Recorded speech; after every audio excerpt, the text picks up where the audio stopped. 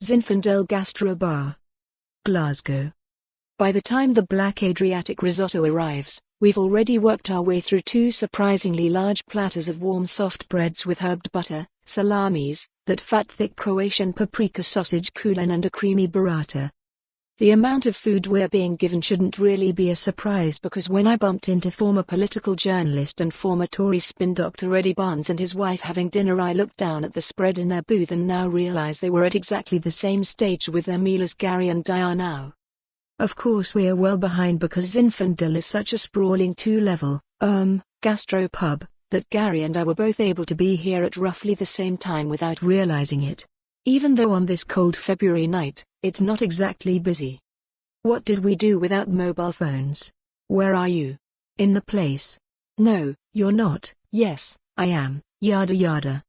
In fact, apart from the Barnes sitting near the door, ourselves, a chatty waitress who keeps mentioning something about a two-chef system, one Scottish, one Croatian, and one of those chefs through the hatch behind us, well, there ain't nobody back here but us chickens. It is a Wednesday, after all, probably slushing outside, the news is full of looming global pandemics, and the sky is so low it's touching the gutters. Maybe they're not the best vibe for recreating crystal clear Adriatic waters in a former pub on Glasgow's south side. Saying that there's definitely a warm family-run feel to Zinfandel.